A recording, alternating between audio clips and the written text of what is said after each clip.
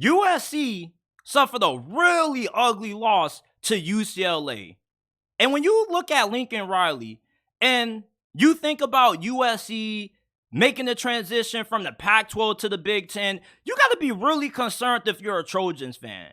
Because the biggest knocks on Lincoln Riley and what this USC team has been this year doesn't translate to them having a lot of success in the Big Ten. You know, this team is soft, they lack physicality, and they don't have a lot of toughness. And when you go to the Big Ten and you got to go up against Penn State, Michigan, and Ohio State, you got to be ready to go to war. Like when you play Michigan, you're not just getting ready for a football game, you're getting ready for a battle. And if you don't have the dudes up front and you don't have toughness and physicality, you're going to get ran over in the Big Ten. And Lincoln Riley, this season is a major disappointment. Okay, I didn't have these boys making it to the college football playoffs, but I didn't think they would be a non-factor in the Pac-12 this year.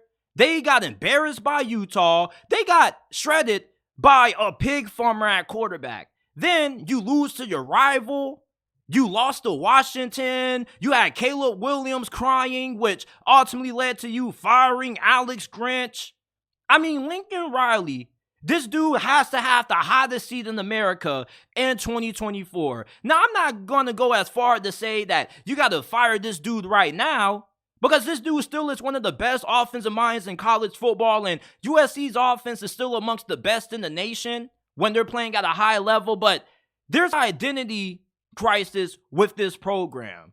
And it's not really a USC thing, it's a Lincoln Riley thing. For some reason, his teams, they don't play defense, they don't care about defense, and they don't have a lot of toughness or physicality.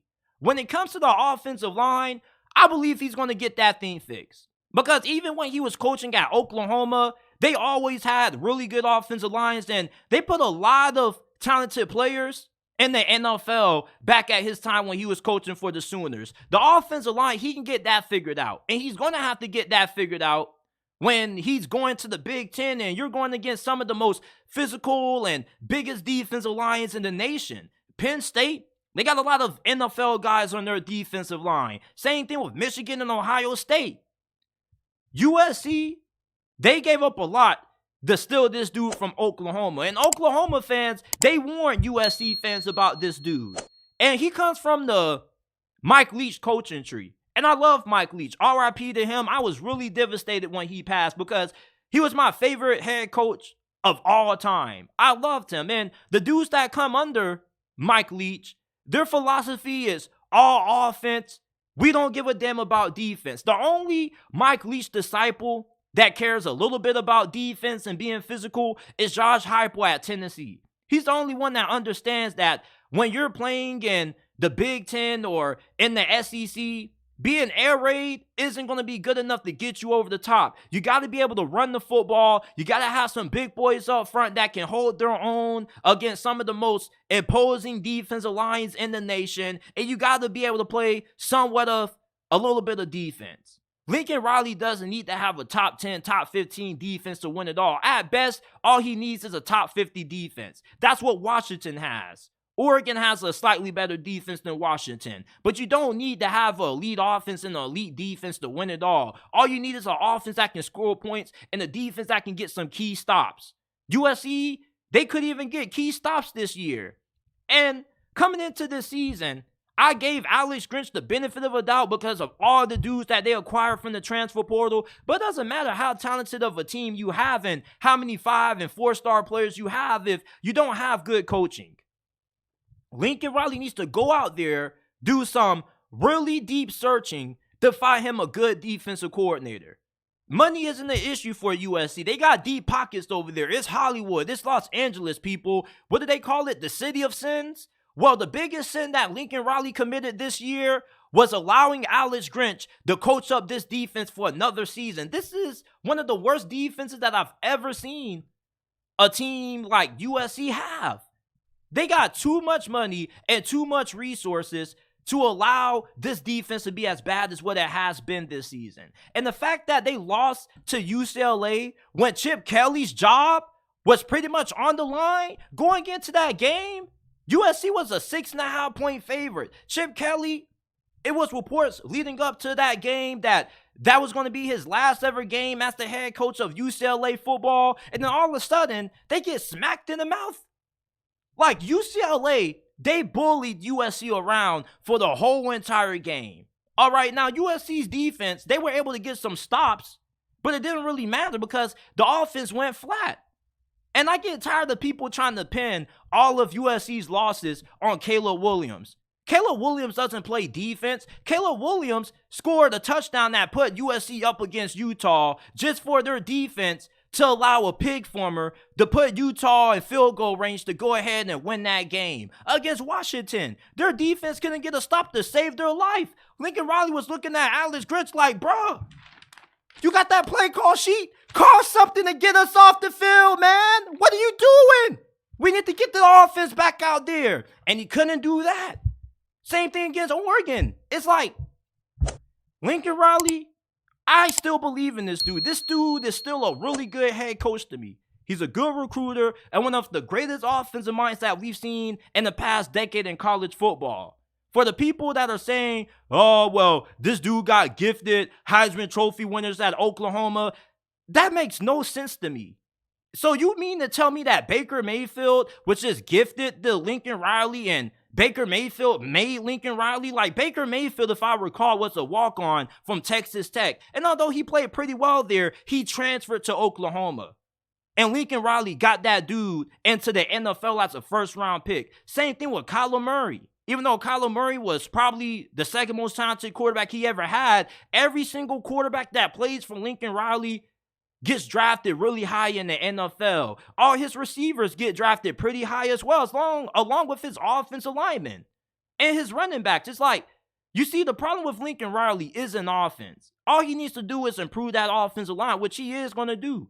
He's gotten several guys drafted on the offensive line in the past, even when he was back coaching at Oklahoma. Like, didn't Creed Humphrey come from Oklahoma? Same thing with a guy named Cody Ford, who played offensive tackle. They put numerous offensive linemen in the NFL. The problem with Lincoln Riley is not the offense. He's going to get that O-line fixed. The problem is this dude doesn't give a fuck about defense. We need this dude to care about defense.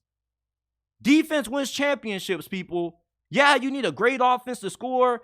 The saying is, offense scores points, defense wins games. Offense sells tickets, defense wins championships. In the Big Ten, you're not going to be able to win games by just outscoring everybody if you don't have a great defense. Teams like Michigan and Penn State and Ohio State, they're going to run the ball down your throat, take a lot of time off the clock, and also they have good enough defenses to be able to contain your offenses.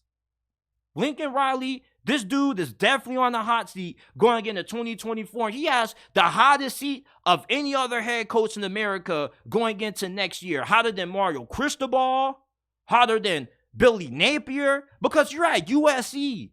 It's not that hard to get a good defensive coordinator when you got enough money that you can pretty much steal a defensive coordinator from nearly any school in America outside of the top programs like Ohio State and Michigan or whatnot. Hell, go to the NFL and try to steal a rising assistant.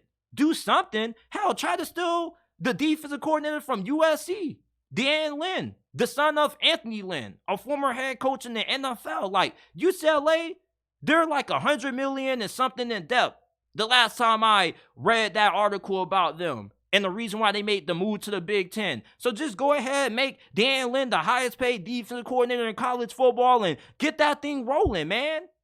Lincoln Riley, I don't think this dude is going to get fired after this season. He shouldn't be fired. Although this is a really disappointing season and losing to UCLA in this fashion definitely is a fireable offense. But this dude is still a really good recruiter. He's the best offensive mind in the sport.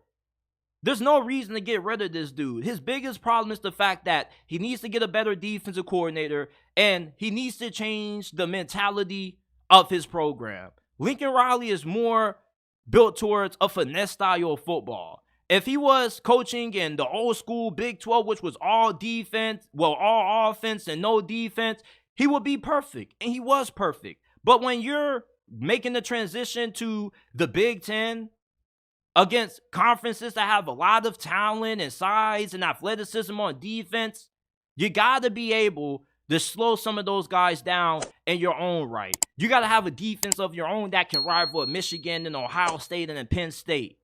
You know, when you're playing in a Big Ten in the middle portion of the country, you got to be ready to go to war. You got to be ready for a dogfight. You got to be ready for battle.